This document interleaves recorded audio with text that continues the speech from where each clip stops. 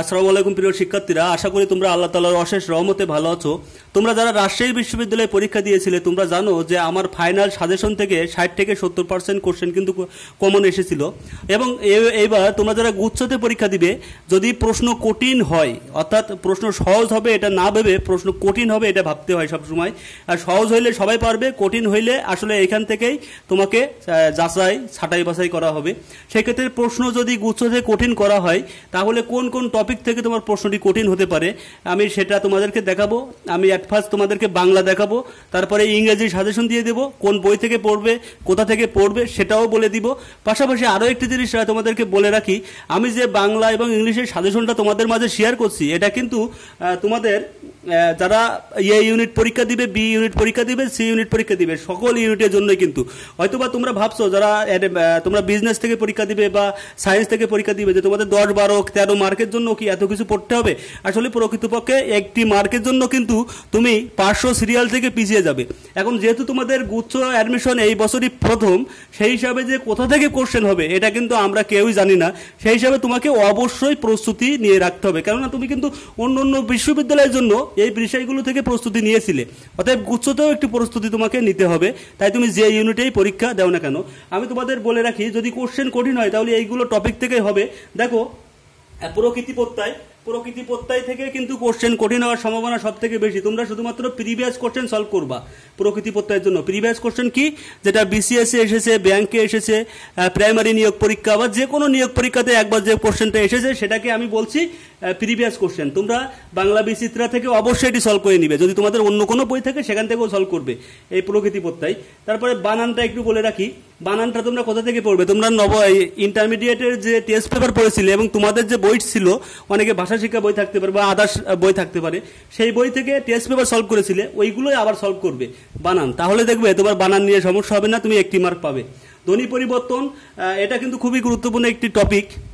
ধ্বনি এবং ধ্বনি পরিবর্তন, এই অধ্যায়টি থেকে ধ্বনি পরিবর্তন থেকে 1 মার্ক তোমরা পাবে। তোমরা বাংলা বিচিত্রা থেকে শুধুমাত্র এটা পড়বে, ধ্বনি পরিবর্তন বাংলা বিচিত্রা থেকে পড়বে। বাংলা বিচিত্রা পড়লে আশা করা যায় ওইখান থেকে প্রিভিয়াস কোশ্চেনটাই পাবে।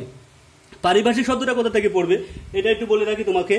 তুমি ইন্টারে যে টেস্ট পেপার পড়েছিলে, টেস্ট পেপারের জন্য কিন্তু তোমরা পারিভাষিক শব্দ বেশ পড়াশোনা করছিলে, ওইখান থেকেই শুধু পারিভাষিক শব্দটা পড়বে।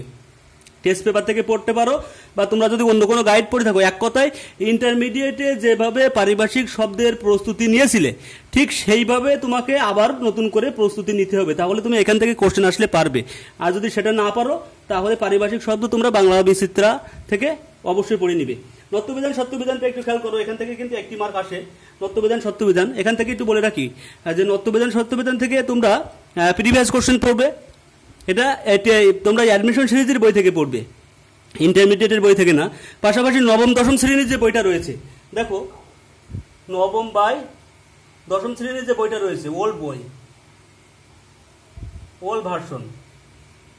তোমরা আমাকে বারবার প্রশ্ন করতে পারো যে ভাইয়া নতুন নবম দশম শ্রেণীর নতুন বইটা থেকে পড়বো না পুরাতন বইটা থেকে পড়বো। আমি বলবো নবম দশম শ্রেণীর তোমরা ওল্ড ভার্সন থেকে পড়বে। ওল্ড ভার্সন যে মনির চৌধুরীর বই ছিল ওই বইটাই ফলো করবে। আমি কিন্তু একবারও নতুন বইয়ের কথা বলছি না, তোমরা পুরাতন বই পড়বে যদি নবম দশম শ্রেণীর বই পড়তে হয়। এই নত্যবিধান সত্যবিধানে দেখবে ওখানে স্বভাবত মধ্যাহ্ন সহ বলে একটা পাঠ রয়েছে। চাণক্য, মাণিক্য, গণ, বাণিজ্য, লবণ, বন, বেনিবেনা, কঙ্কন, কণিকা, কল্যাণ, শানিতমণি, এই ধরনের দেখবে একটা কবিতার লাইন আছে। ওই কবিতার লাইনটা একেবারে মুখস্থ করে ফেলবে, একেবারেই মুখস্থ, কারণ ওইখান থেকে কিন্তু কোশ্চেন হবে। তাছাড়া স্বভাবত ওই মধ্যাহ্ন সহের ব্যবহার যেটা কখনো পরিবর্তন হয় না, যেমন পৌষ, আষাঢ়, এই ধরনের পৌষ, আষাঢ়, রোষ, দেশ, এই টাইপের। তো এই মধ্যাহ্ন সহের যে ব্যবহার এটা তোমরা কোথা থেকে পড়বে, এটা তোমরা যদি পারো তোমাদেরকে রিকোয়েস্ট করবো এখান থেকে কিন্তু যদি স্বভাবত মধ্যাহ্ন সহ আসে তাহলে কিন্তু বাংলা দ্বিতীয় পত্র বই থেকে আসবে না নবম দশম শ্রেণীর। এটা কোথা থেকে আসবে, একাদশ শ্রেণীর, এটা একাদশ শ্রেণীর ভাষা শিক্ষা বই থেকে আসবে। কার লেখা, হায়াত মাহমুদের লেখা। হায়াত মাহমুদের যে ভাষা শিক্ষা বইটা আছে তোমরা এখান থেকে অবশ্যই এটা দেখে নিবা। তারপরে যদি তোমাদের কারোর অসুবিধা হয় তাহলে এক কাজ করবা, তোমরা সভাপতি মধ্যাহ্ন সহর যে আছে তোমাদের বাংলা বিচিত্রা আছে, ওইখানে দেখবা কিছু প্রিভিয়াস কোশ্চেন আছে, ওই প্রিভিয়াস কোশ্চেন সলভ করবা। তবে আমি রিকোয়েস্ট করবো যদি কেউ পারো হায়াত মাহমুদের বই থেকে এটা কালেক্ট করে নেওয়ার চেষ্টা করবা। ইন্টারমিডিয়েটের বই হায়াত মাহমুদের, মানে সম্ভবত উনি ঢাকা বিশ্ববিদ্যালয়ের শিক্ষক। সমার্থক শব্দ কিন্তু খুবই গুরুত্বপূর্ণ। তোমরা এটা কি করবা, এটা নবম দশম শ্রেণীর বই পড়বা। সমার্থক শব্দের জন্য নবম দশম শ্রেণীর বইটা পড়বা। পাশাপাশি আরও একটা বিষয় পড়বা, সেটি হচ্ছে যে তোমরা আসলে ওই যে এটা পড়ছিলে ইন্টারমিডিয়েটের যে বইটা তোমাদের ছিল, যে গাইডটা ছিল, তোমরা ইন্টারের জন্য যে বইটা পড়েছো ওইখান থেকে পড়বা। বিপরীত শব্দ কি করবা, বিপরীত শব্দটাও তোমরা এটাও কিন্তু নবম দশম শ্রেণীর বই পড়বা, অন্য কোনো বই পড়তে হবে না, নবম দশম শ্রেণীর বইটা পড়বা।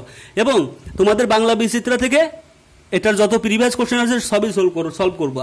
সমার্থক শব্দ ও বাংলা বিচিত্রা যতগুলো আছে সবই সলভ করতে হবে। বাগধারা কি করবা, বাগধারা শুধু বাংলা বিচিত্রা পড়বা এবং নবম দশম শ্রেণীর বই পড়বা। এটা কিন্তু খুবই গুরুত্বপূর্ণ। তোমরা আমাকে প্রশ্ন করতে পারো যে ভাইয়া আমি পরীক্ষা দেবো ইন্টারমিডিয়েটে, এখন ইন্টারে তো বলেই দিয়েছে যে আমাদের ইন্টারমিডিয়েটের যে পাঠ্য বই আছে সেই পাঠ্য বই থেকে কোশ্চেন করা হবে, আপনি কেন বারবার নবম দশম শ্রেণী করতেছেন? এই প্রশ্ন তোমরা করতে পারো। আমি তোমাদের বলি ভাইডি বোনটি, সত্য কথা বলতে তোমাদের ইন্টারে যা আছে নবম দশম শ্রেণীর বইতেও কিন্তু তাই আছে, পার্থক্য নাই। কিন্তু নবম দশম শ্রেণীর বইতে যে উদাহরণগুলো আছে হুবহু সেইগুলো তোমাদের অ্যাডমিশন পরীক্ষাতে তুলে দেয়। সত্য কথা বলতে তোমাদের এখানেও কারক আছে, নবম দশম শ্রেণীতেও কারক আছে, আবার ইন্টারেও কিন্তু কারক আছে। এখানেও সন্ধি আছে, ওখানেও কিন্তু সন্ধি আছে, কিন্তু প্রকৃতপক্ষে নবম দশম শ্রেণীর যে বই ওই উদাহরণগুলো আসলে হুবহু তুলে দেয়। আর তোমাদের প্রশ্ন যেহেতু ইন্টার থেকেই হবে, তোমরা একটু নিশ্চিত থেকো। প্রিভিয়াস কোশ্চেন এই কারণে সলভ করতে বলছি, বাংলাদেশে বিশ্ববিদ্যালয়ে যেসব শিক্ষকেরা আছেন ওনারা কিন্তু তোমার টপিকটা দেখবে যে আসলে এই টপিকটা তোমাদের ইন্টারে আছে কিনা, জাস্ট ওই টপিকটা দেখবে এবং প্রশ্ন কোথা থেকে করবে সেটা তাদের ব্যাপার। এটা তুমিও গ্যারান্টি দিতে পারবে না, আমি তোমাদের বিকে আপডেট ভাইও গ্যারান্টি দিতে পারবো না যে আসলে প্রশ্নটা কোথা থেকে হবে। কিন্তু টপিকটা থাকবে নবম দশম শ্রেণীর, কিন্তু প্রশ্নটা যে কোথা থেকে হবে, কোন বই থেকে হবে, কোন গাইড থেকে হবে, এটা কিন্তু আমরা বলতে পারবো না। এই জন্য আমি যেভাবে বলে এইভাবে প্রস্তুতি নাও। তোমরা যারা আমার কথা মতো রাজশাহী বিশ্ববিদ্যালয়ে প্রস্তুতি নিয়েছিলে তোমরা জানো যে আমার সাজেশন থেকে কত পার্সেন্ট এসেছিল। আর তোমরা যারা এখন এটা জানো না, দেখবে একটি ভিডিও দিয়েছি, আমি প্রুফ দিয়ে দিয়েছিলাম যে আমার সাজেশন থেকে কত পার্সেন্ট আসে। তারপরে দেখো সন্ধিটাও তোমরা নবম দশম শ্রেণীর বই থেকে পড়বা। নবম দশম শ্রেণীর বই পড়ার পর তোমরা বাংলা বিচিত্রা থেকে যা আছে সব সলভ করবা, ওইখানে যতগুলো এমসিকিউ আছে সব এমসিকিউ সলভ করবা। কারকটা কি করবা, নবম দশম শ্রেণীর বই থেকে পড়বা।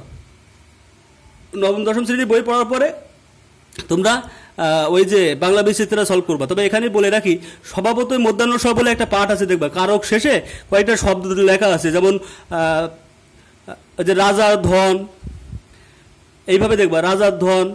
তারপরে আরও থাকতে পারে হচ্ছে নিমের তিক্ততা, এরকম দেখবা একটা ছক আছে, এরকম বেশ বড় এরকম একটা ছক আছে দেখবা স্বভাবত মধ্যাহ্ন দিয়ে। ওই ছকটা থেকে আসলে কোশ্চেনটা এসে থাকে প্রকৃতপক্ষে। এবার রাজশাহীতেও কিন্তু ওই ছক থেকে এসেছিল, তোমাকে একটা বাক্য দিয়ে বলিনি, হ্যাঁ দুইটা কোশ্চেন এসেছিল রাজশাহীতে, একটি বাক্য দিয়ে বলছিল যে আসলে এটা কোন কারক, আবার ওই ছক থেকেই কিন্তু কোশ্চেনটা এসেছিল যে নিমের তিক্ততা কি অর্থ প্রকাশ পায়, রূপের দেমাগ কি অর্থ প্রকাশ পায়, এই টাইপের কোশ্চেনটি আসবে।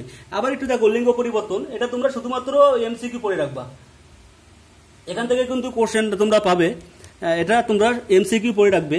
আর ভাষা বলতে কি, কোনটা কোন ভাষা, পর্তুগিজ ভাষা, তেলেগু ভাষা, তামিল ভাষা, হিন্দি ভাষা, ফার্সি ভাষা, আরবি ভাষা, এই টাইপের যে ভাষাগুলো আছে এটা পড়বা। পাশাপাশি দেখবা সংকর বা মিশ্র বলে একটা ভাষা রয়েছে, যেটা তোমরা নবম দশম শ্রেণীতে পাবে। নবম বা দশম শ্রেণীর ওল্ড ভার্সন বইতে দেখবে যে সংকর ভাষা বা মিশ্র ভাষা, সংকর বা মিশ্র ভাষা। এই সংকর ভাষা বা মিশ্র ভাষা ওই যে চৌহদ্দি, হেড মৌলবী, হেডমাস্টার, এই টাইপের, এটা তোমরা অবশ্যই ভালো করে গুরুত্ব দিবে। আর অনুসর্গটা নবম দশম শ্রেণীর বই থেকে পড়বে। তারপরে তুমি তোমার বাংলা বিচিত্রা বইটা অনুসরণ করবে। এবং আমি কিন্তু আমার চ্যানেলে অলরেডি এই অনুসর্গ মুখস্থ করার নানা রকম টেকনিক দিয়েছি, মুখস্থ করার না, বোঝার। যে কোনো কোশ্চেন আসে যাতে তুমি এটা লিখতে পারো, তোমরা ভিডিও ডিসক্রিপশনে এটা পেয়ে যাবে। তোমাদেরকে আরেকটি বিষয় আমি কনফার্ম করে রাখি, তোমরা বলতে পারো যে ভাইয়া হয়তো ভাই সব টপিক তো আমার ইন্টারেস্ট ছিল না, আপনি কেন দিলেন, এমন কোশ্চেন তোমরা অবশ্যই করতে পারো। তোমাদেরকে আরও একটি বিষয় জানিয়ে রাখি, রাজশাহী বিশ্ববিদ্যালয়ে তোমাদের যে সিলেবাস ছিল এখানে কিন্তু দেখবে যে 11টা না 12টা গদ্য ছিল, 11টা না 12টা এরকম পদ্য ছিল, কিন্তু ওই 11-12টা গদ্য পদ্যের বাইরে থেকে কিন্তু কোশ্চেন আইছে রাজশাহীতে। যদি তোমার জিএসটিতে ওরকম কোশ্চেন এসে থাকে, তোমাকে যেন তার জন্য আফসোস ফিল করতে না হয়। ধরো কথার কথা যে সন্ধিটা তোমার নাই, গুচ্ছ ইন্টারমিডিয়েটের নাই, কিন্তু আমি দিলাম এই কারণে, তুমি তো অন্য বিশ্ববিদ্যালয়ের জন্য প্রস্তুতি নিচ্ছ, পাশাপাশি গুচ্ছর জন্য একটু প্রস্তুতি নিয়ে রাখো। যদি কোশ্চেন কোনো রকমভাবে বাইরে থেকে হয়, একটু অর্ধেক মানে একটু হলেও যদি হয়, তাহলে যাতে তুমি সমাধান করতে পারো। বিশ্ববিদ্যালয় কর্তৃপক্ষ যতই বলুক ইন্টারের সিলেবাস থেকে হবে, যদি ইন্টারের সিলেবাস থেকে হয় আলহামদুলিল্লাহ ভালো, আর যদি না হয়, একটা দুটা যদি এক্সেপশনাল এসে যায়, সেটাতে যেন তোমার ভোগান্তি না হয়, কারণ একটা মার্কের জন্য 500 সিরিয়াল পিছিয়ে যেতে হয়। এই জন্য তোমাকে আমি এই বিষয়গুলো জানিয়ে রাখলাম। এখন আমি তোমাদেরকে ইংলিশ সাজেশনটা দেব, গোটা ইংলিশটা তোমরা অবশ্যই এটা নোট ডাউন করে রাখবে। আমি তোমাদের ইংলিশ সেকেন্ড পার্টের জন্য যে সাজেশনটি দিচ্ছি এটা তোমরা অবশ্যই গুরুত্ব দিবে, কারণ এই সাজেশন থেকেই তোমরা দেখবে যে খুব খুব বেশি পরিমাণে কোশ্চেন কিন্তু এই সাজেশন থেকে আসবে। আমি আশা করি এর বাইরে থেকে কোশ্চেন আসবে খুব বেশি আসবে বলে আমার মনে হয় না। একটু দেখে রাখো গ্রুপ ভার। আসলে গ্রুপ ভার এটা তো তোমাদের যেহেতু ইংলিশ সেকেন্ড পার্টে ছিল না, তাহলে গ্রুপ ভারটা আমি কেন দিচ্ছি? গ্রুপ ভার হবে টেক্সট রিলেটেড গ্রুপ ভার। টেক্সট রিলেটেড গ্রুপ ভার বলতে কি, তোমাদের দেখবে অনেক কবিতা রয়েছে বা অনেক গদ্য রয়েছে, বিশেষ করে সামারি পড়ার সময় তোমরা পড়েছিলে, ওইখানে দেখবে যে গ্রুপ ভার্ব আছে, ওই গ্রুপ ভার্ব আসতে পারে, অর্থাৎ টেক্সট রিলেটেড গ্রুপ ভার্ব। এটা তোমরা কোথায় পাবে? যদি সমস্যা আমাকে একটু ইনফর্ম করো। প্রিপোজিশন আসতে পারে বলতে আসবেই, শিওর থেকো, প্রিপোজিশন থেকে কোশ্চেন আসবেই। স্পেলিং কিন্তু হবে এটা গ্রুপ এ থেকে, তোমার টেক্সট রিলেটেড বানান আসতে পারে। টেক্সট রিলেটেড বানানটা কেমন? কথার কথা দিল যে উইলিয়াম শেক্সপিয়ার বানানটা করো, উইলিয়াম শেক্সপিয়ার হতে পারে, বা এমন ধরো যে ট্রাফিক বানানটা করো, ট্রাফিক পুলিশে তোমরা পড়েছো, এই টাইপের বানান, এটা টেক্সট রিলেটেড হবে, অবশ্যই মনে রেখো।